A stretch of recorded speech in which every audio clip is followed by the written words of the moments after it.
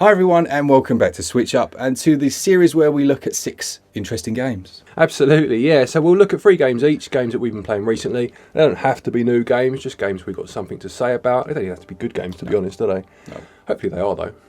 It's probably the laziest series ever because it's just games we've been playing and that we enjoy and we want to tell you about. Pretty much, yeah. Do save 10% on any of your eShop credit using code SwitchUp over at switchup.gg and we get a nice little kickback from that. So yeah, support the channel and save yourself 10% on your games. Yeah, absolutely.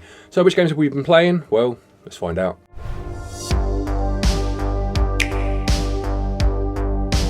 First up then, I think I will start with a glorious little title that I've been playing that you've Experienced. You've experienced and had the pleasure of capturing for. And it's called Horse Tales, and I've got my notes, Emerald Valley Ranch. I'm going to pose a question to you, Glenn. Go on then. This is a horse game where you get to run your aunt's ranch, right? Yep. How do you think it starts? In terms of story, you mean? Yeah, story.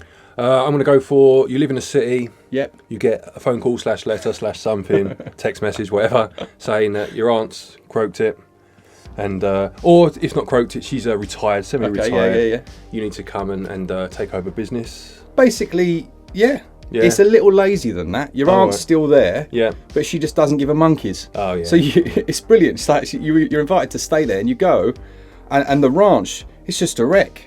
It's a complete wreck. She's been living there and it's like Oh, it's filth. terrible. It's just in absolute squalor. Right. The woman's a disgrace. This is a kid's game. So you go there. You want to get Trini and Susanna down, or the what are the other ones called? The ones that went and clean people's houses. Do you remember Lawrence Llewellyn Bowen? He used to love all that, didn't he? Oh yeah, Long-haired guy. Yeah. What was that called? Home, something. Yeah, one of those. Anyway, so you go to your ranch, and the first thing, your aunt's not there. She's not actually there. You can't find her. Okay. She's buggered off. She's probably down the pub. Don't blame. And if there's any kids watching this for Christmas, Ignore this bit. ignore those words. You basically have to build your own tent to stay there. So the first thing you do is rock up, build a tent, happy days, in you climb, and then the rest of the game is pretty much doing that.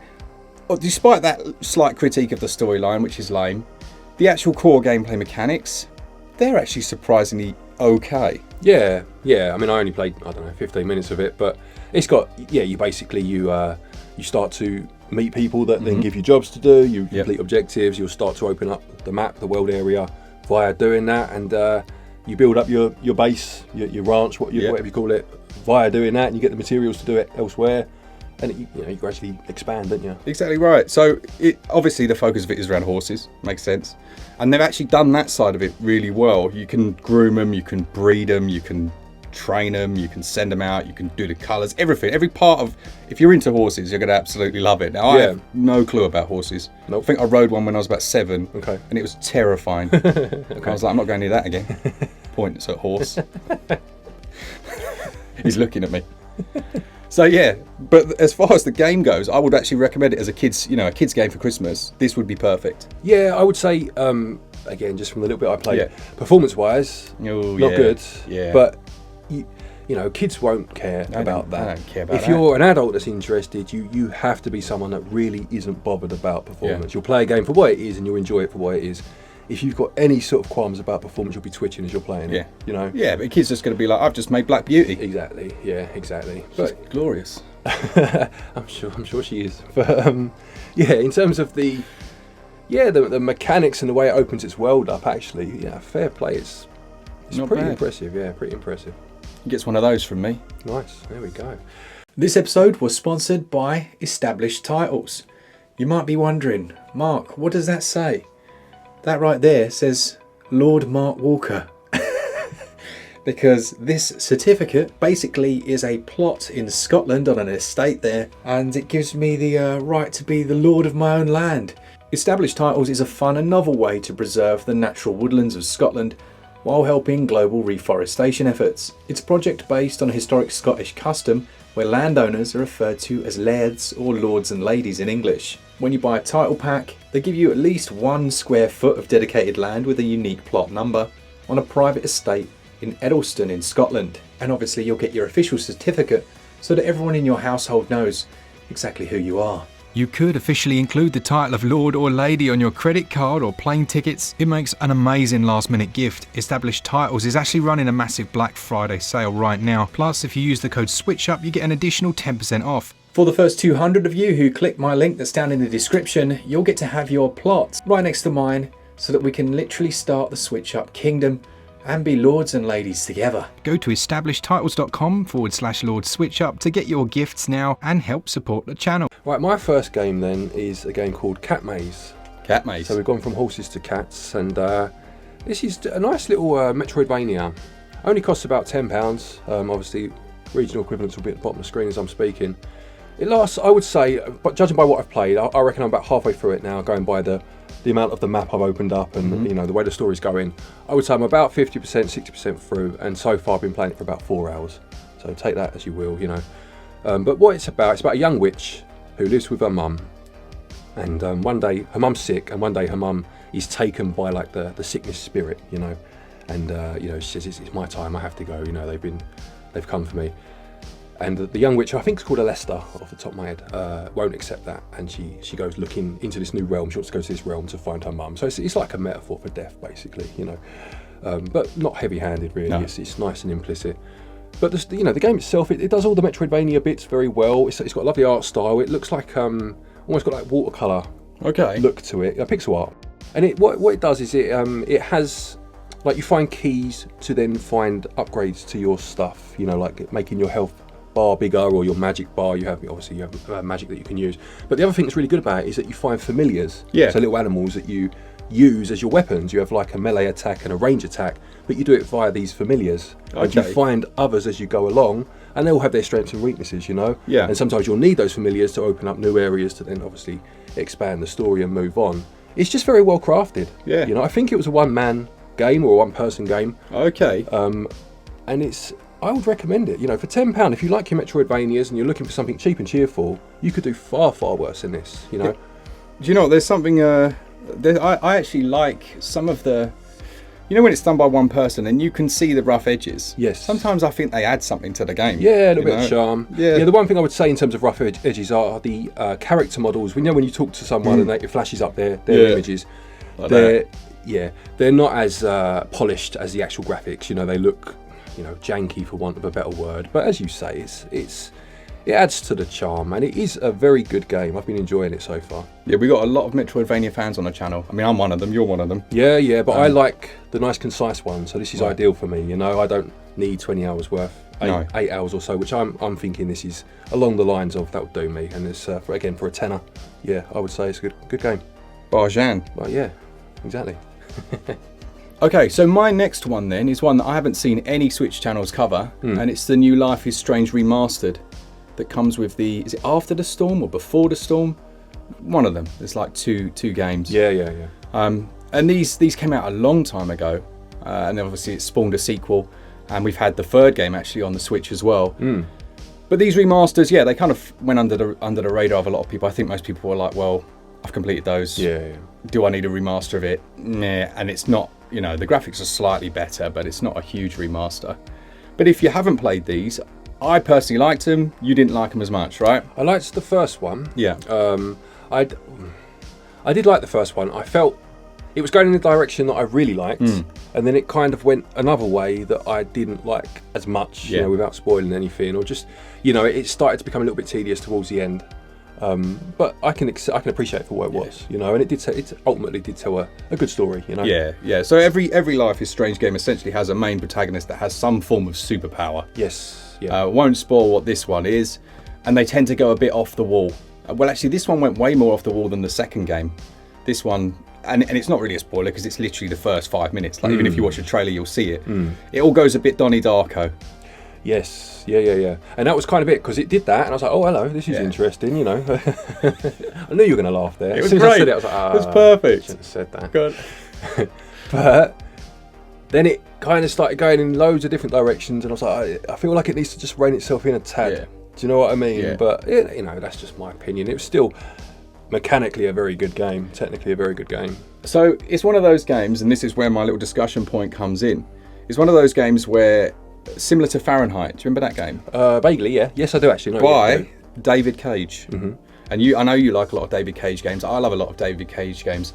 They overemphasize the mundane in the basic gameplay. Yeah. And for some reason, it works. Like Fahrenheit, for example. You start out in the cafe and you're mopping the floor. And you played Beyond Two Souls. Yes. Is that David Cage? Yeah, I think you got Beyond. Well, either way, you've got the new one as well. Detroit Become Human. All those types of games. Heavy Rain. Heavy Rain. Heavy Rain was the other one, wasn't right. it? Yeah. You spend a lot of time on the minutiae, don't you? The things that you wouldn't consider games. Gameplay, like look in the mirror, like comb your hair, stuff like that. And this does that. This series has done that in its own way, and I like it. Like I don't know why I like it though.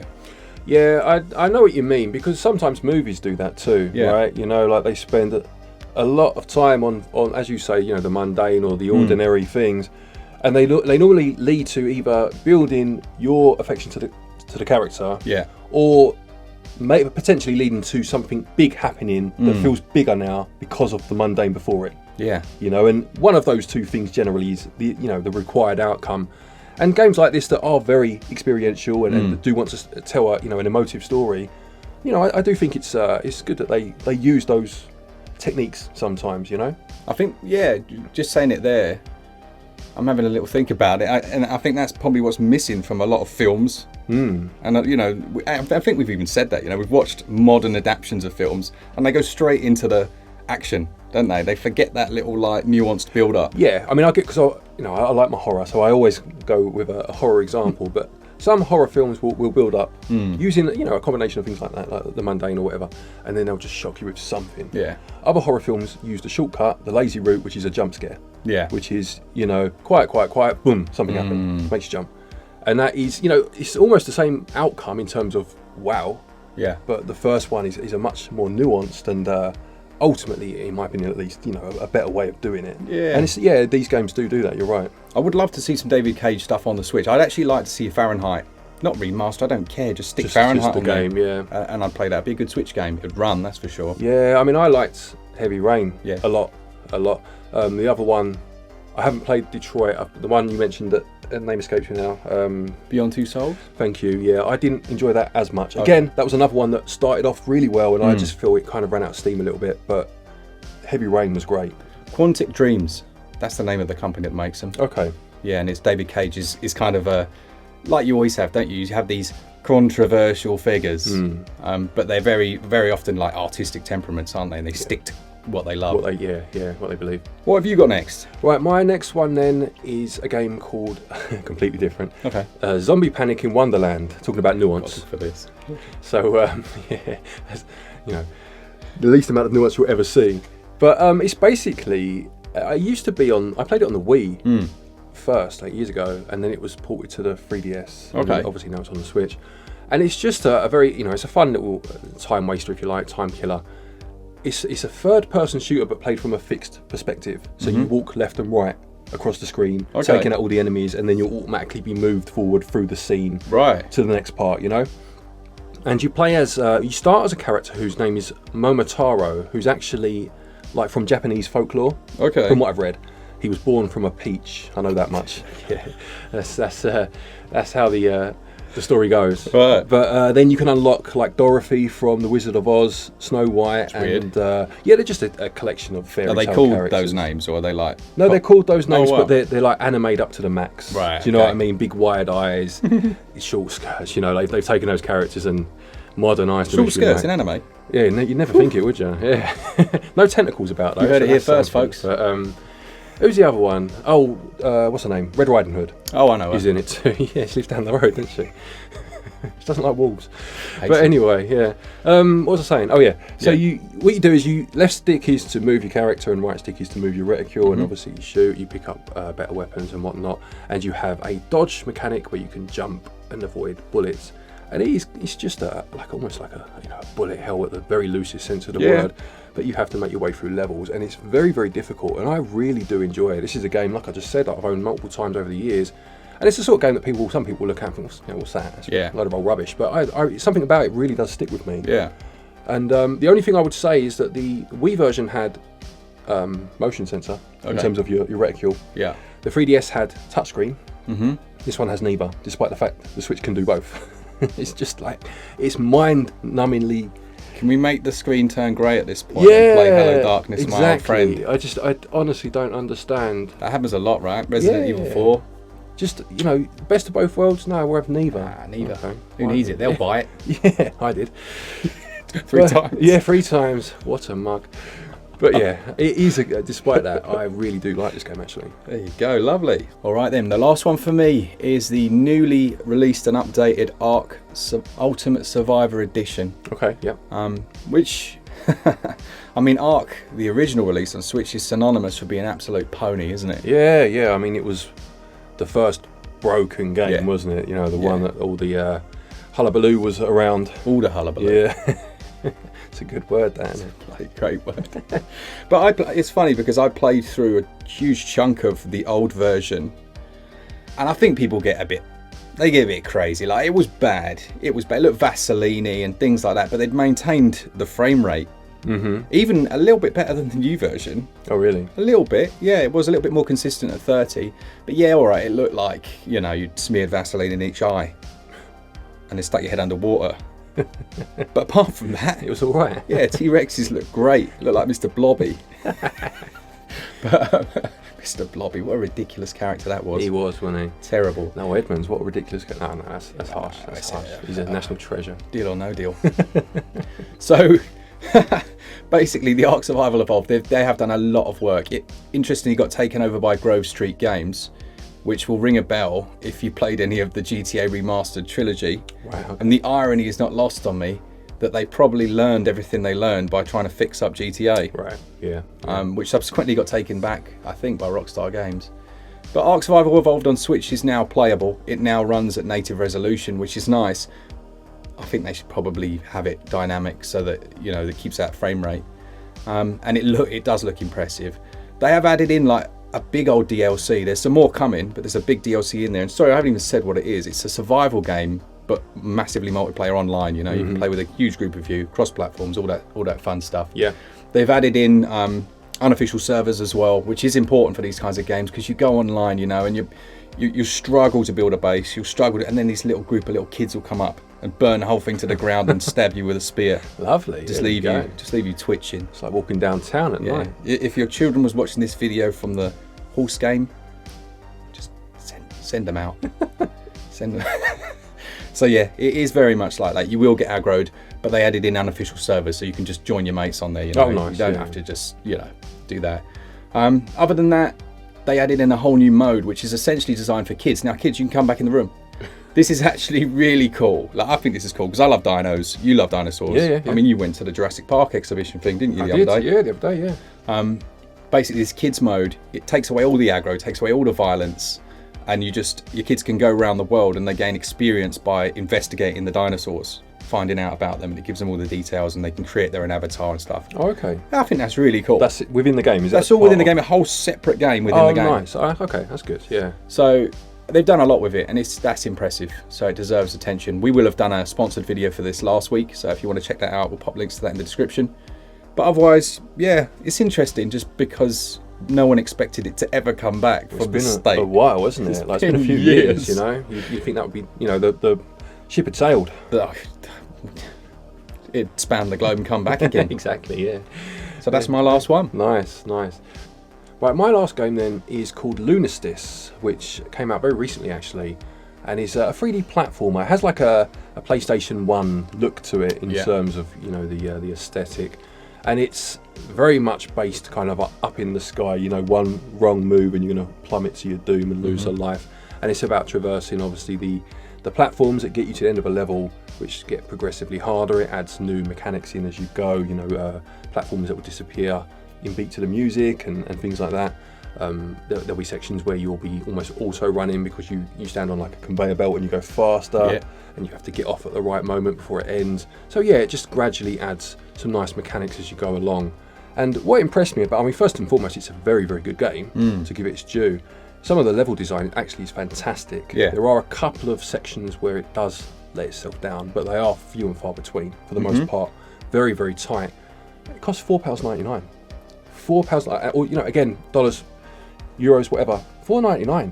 I couldn't believe it. I looked on before we started recording. I was expecting, I don't know, 10, maybe 15 at a push. 15 probably would have been too much, but I was expecting it. $4.99. You know what that is? What's that? Bojan. Exactly right, yeah. What I will say is, in terms of getting through it, you could blitz it in an hour. It's all about speed. It's all about precision platforming. but you can get through it quick. I think there are 7 worlds, 2 levels per world, something like Yeah. that. But if you want to go back and get all the collectibles, obviously that's where your replayability comes in. So if you're someone that doesn't care about that and just wants to whiz through it, expect an hour for your $5, maybe 2, depending on your skill level. But if you want, if you want to spend a bit of time with it, there's reason to. Yeah. And it's an absolute bargain. Very, very good game. Have you played Glyph? No. I highly recommend it. Another one actually I saw a review on Nintendo Life, and it's really, really cheap and brilliant. Absolutely brilliant. Kind of combines, I don't know, Super Monkey Ball with a 3D platformer. Yeah, that's pretty much. I mean, Super Monkey Ball for sure. It reminds me of the bonus levels in Mario Sunshine, where you used to go on to these high up in the sky sections, and it was all about precision. Or something like Sonic the Hedgehog, like the bonus stages from there. In terms of the view you have, the camera is sound. You'll be able to move controls, ever so slightly twitchy for my liking. Okay. But again, I'm talking, if we'd reviewed this, I think I've played enough of it now to be pretty sure. I would say it's mid-80s. Yeah. Good game. Very good game. Awesome. Brilliant. Well, that is it for us. As always, the comment section of this video is one of the best of all the videos we do, because everyone's like, well, you should check this game out, you should look at this game. Yeah. And I legit, last night was there for like an hour just reading through them. Yeah. And there's some really nice suggestions in there. So let us know the games that you found interesting. They can be absolutely crap, to be honest. Yeah. It doesn't really matter. It's just, what was interesting about it, let us know. Absolutely. And any of these games that you've played, please do let us know what you thought of them. Did you enjoy them? Did you not? Why? Again, it just helps people make a decision on to whether, to pick them up themselves or not at the end of the day. Exactly right. And as I said at the start, if you want to save 10%, just use code SwitchUp over at switchup.gg to get your eShop vouchers. And we do have some pre-orders on there for new games as well. You can save 10% off those. Lovely job. Yeah, so I hope you enjoyed the video. Take care, and until next time, happy gaming.